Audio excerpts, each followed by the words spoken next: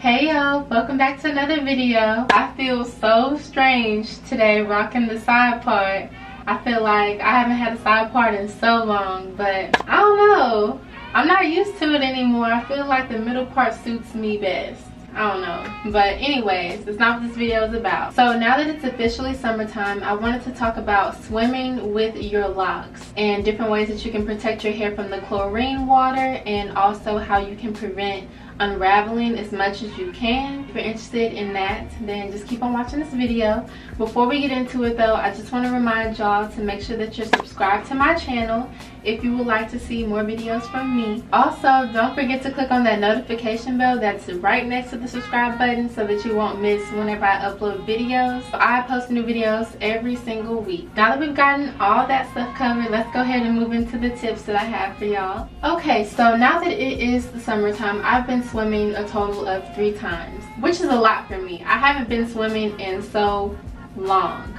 The reason why I never really liked to go swimming, even before I had locks, I didn't like the stress of wash day after I swim. I don't really go swimming, but this year I am swimming because I have locks now, so I don't have to worry about most of the havoc when it comes to taking care of my hair after being in the chlorine water. Now that that's kind of cut down a lot because now I have locks, that aftercare with swimming and just wash days in general has been cut down more than half. Swimming with locks is fairly easy, whether you are just now starting a lock journey or if you have been locked for a while. You know what? A lot of tasks are easy. Everyday life is easier with locks, but that's another story. But we're talking about swimming today. So the first tip that I have for you all is for those of you who have starter locks and you are worried about unraveling. If you are worried about unraveling, I would recommend that you braid your hair up before you get into the water, or you might twist your hair up. You know, you can do like some cute little mini twists or mini braids, you know, just to make a cute little style out of it while you're outside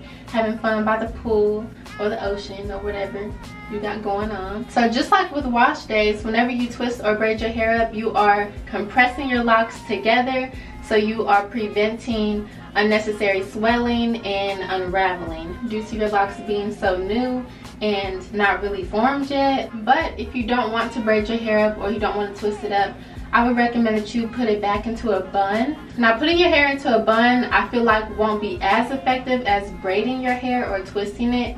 It's still better than nothing when it comes to making sure that your hair is all contained so that your hair won't just be loose and just swell up and have a better chance of unraveling. Say your hair is too short to braid or to twist or to put into a bun and your locks are still new, maybe consider getting a swimmer's cap so that your hair won't swell up out of control. Okay, so the next tip that I have for y'all is before you get into the water, I would really suggest that you get your hair wet first before you get into the chlorine water. Normally what I like to do is I'll take a water bottle and I'll just pour it all over my head and get it wet before I get into the pool. Doing this kind of gives your hair a fighting chance against the chlorine water because you're not submerging your hair into that chlorine water first, so it's not soaking up all of that chlorine.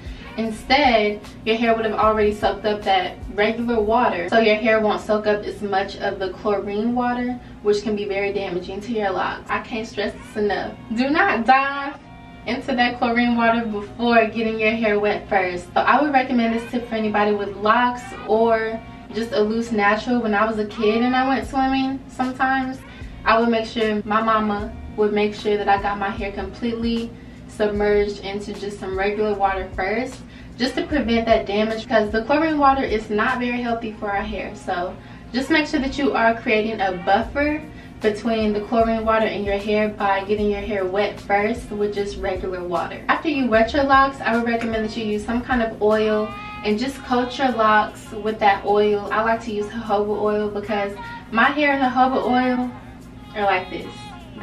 It's a match made in heaven. My hair loves jojoba oil, but whatever oil that is for you, after you wet your hair, I recommend that you just saturate your hair with that oil, because again, I feel like that helps create a certain buffer between your locks and the chlorine water so that your hair won't just soak up, again, all that damaging chlorine water. So my last tip would be for after you get out of the pool. Wash your hair immediately, right away, as fast as you can. So after you leave the pool, I would really recommend that y'all go ahead and wash your hair right then and right there as soon as you get into the house.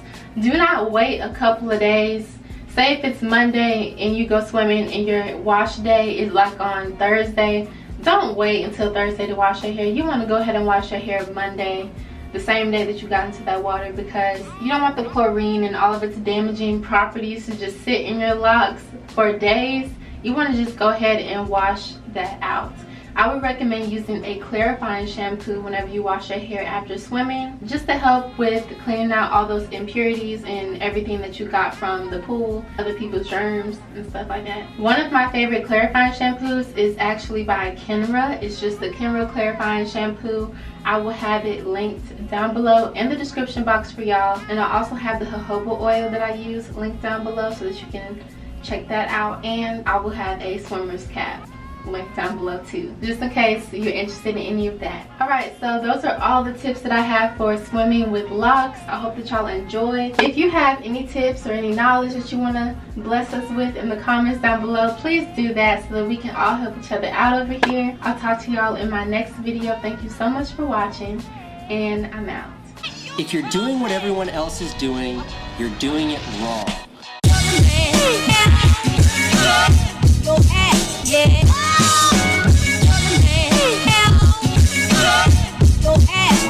One of the best to ever do it.